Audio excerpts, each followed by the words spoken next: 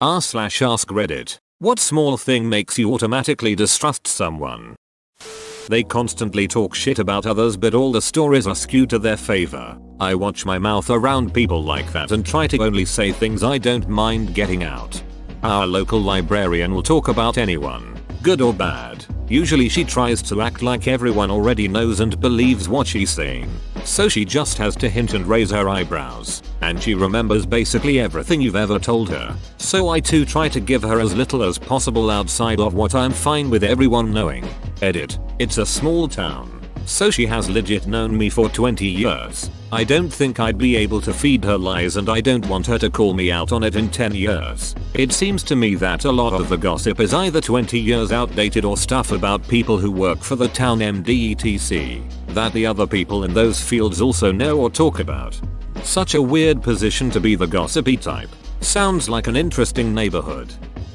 People who can't keep something to themselves and talk about another person's private matters. I'm very private about myself, as trust takes years to build up but seconds to shatter. I'm admittedly bad about this. I feel like I generally talk too much in general, but sometimes I'm not great about realizing I might be saying something someone would rather I didn't. Working on it takes time. When you get started, try to think, would I be saying this if X was sitting here next to me? When they openly brag about ducking someone over. Edit. Alright, I ducking get it. It's not small at all. It didn't register in my head when I was typing this answer. I get it. You guys can stop now. I had an old manager at a fast food restaurant that bragged so much about doing this at a steakhouse. Their 7 ounces steaks could be cut between, let's say, 6 and 9 ounces. And he would intentionally cut them all at 6 ounces to save the company money. Which is okay, I guess, but I really hated it. And him for it. He was really scummy. By saying which is okay, I guess, does not mean I was okay with it. I mean that by the practices of his company it was fine. I did quit working for him the day he told me this story. I just imagined hundreds of steak zombies coming to take 1 ounce bites out of this guy's flesh.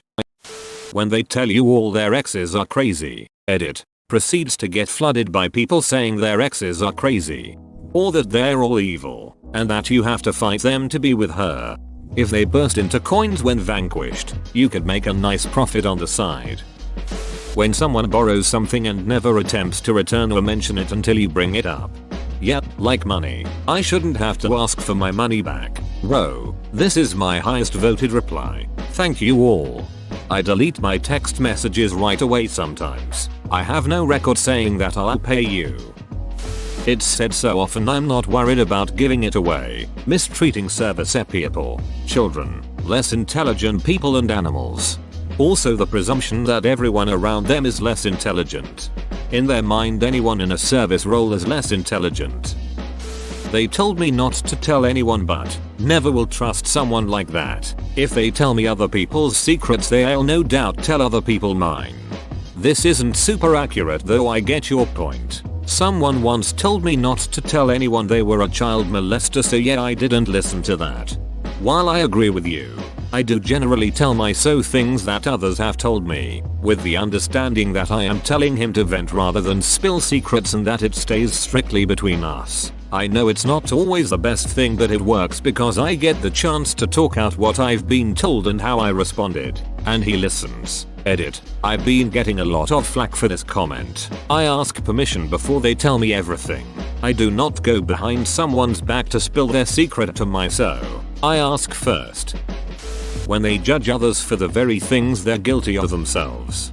I mean, I get that it's difficult to see your own faults sometimes, but it's pretty comical when the pot calls the kettle black. I know someone who always complains about people being arrogant and rude to her, but she doesn't realize that everyone feels like they're walking on eggshells around her because of how unnecessarily rude she can be over anything you say. When she complains about how mean everyone is at work and how difficult her job is, I can't help but wonder how much of it is self-inflicted because of her own personality and the way she responds to them.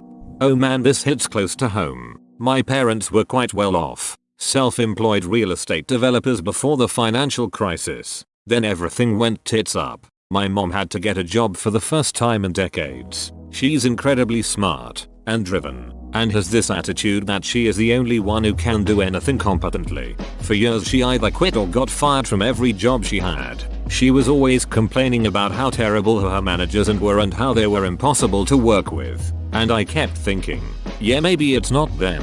She finally got a job she loves with people she likes, but the first few months were tough as, I assume, her co-workers got used to her aggressive style.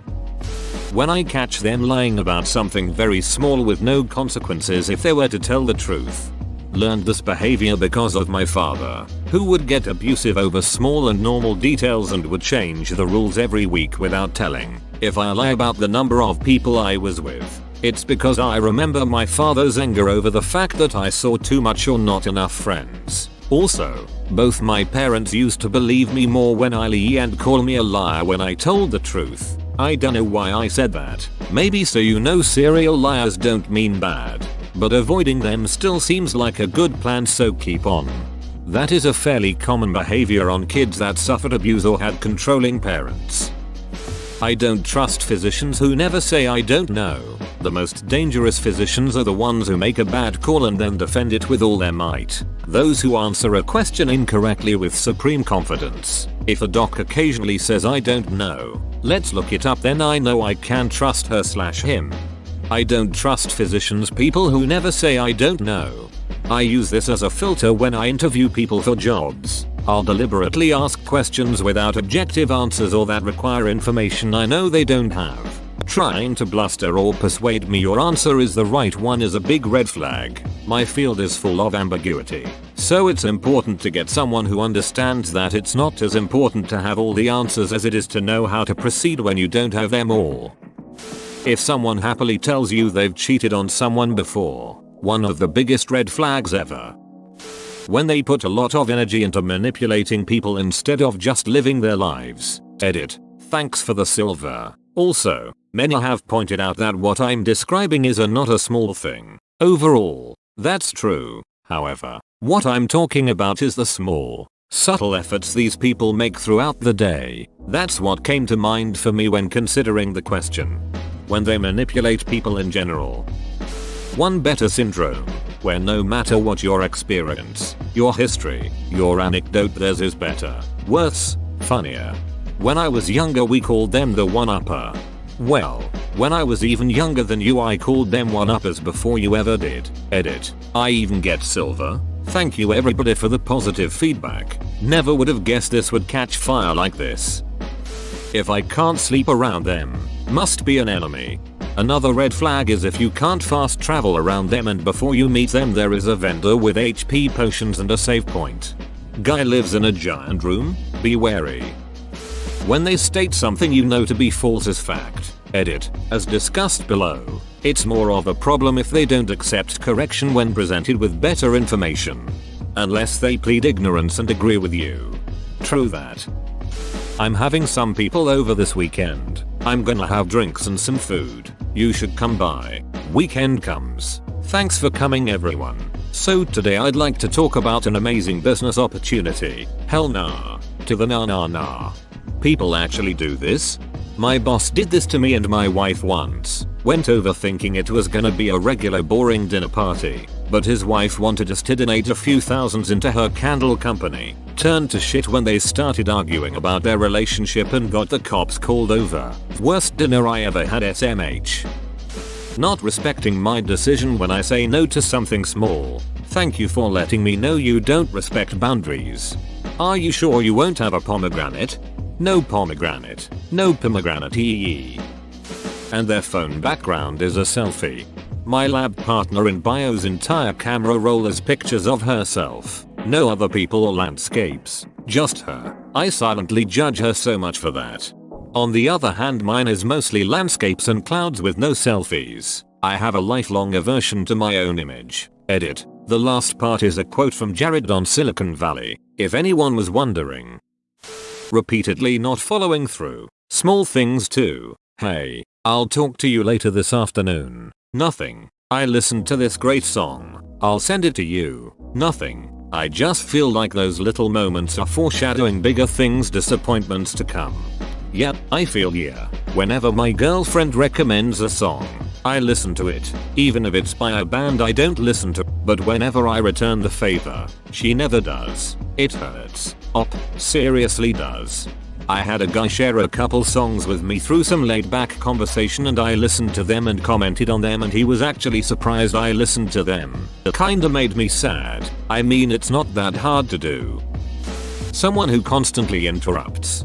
Or someone who talks too much and then visibly turns off when it's not their turn to talk.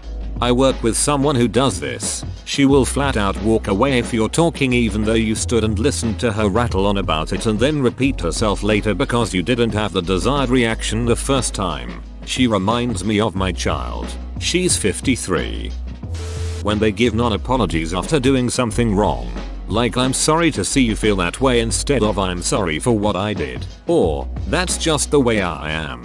Or why do you care so much? Or it's not a big deal. I'm sorry to see you feel that way instead of I'm sorry for what I did. I have to say it. But sometimes apologies aren't warranted. And if someone ducks me over or does something that pisses me off and expects an apology, they can jump in a wood chipper. I'm sorry to see you feel that way. When they can't be happy when their friends succeed in the ways they haven't. If your jealousy is that profound, I don't want to be around you. When they don't turn down the music in the car so they can see better when parking. Clearly a psychopath. I turned down the music while getting a ticket from the machine while entering a parking lot. One time I had a friend with me and he asked me why I turned my music down to do that. I do it because you need to roll the window down to get your ticket out of the machine. There are many people walking past, coming to and from their cars. They might not want to hear my music. I just think it is polite to turn it down. I do it so the machine knows it has my full attention and I'm not being rude. When their opinions on the same topics change depending on who they are with. Edit. I wanted to clarify that I mean this for when people actively have different opinions about the same subjects all in the same day or week. Not enough time to change their mind, and if they change it that often then it still stands. You have no idea where someone stands if they consistently change their mind on things, and therefore I wouldn't trust them. I do not mean for this to apply to people who are just passively agreeing or not arguing in order to keep the peace with family or in a work situation. That's just being polite.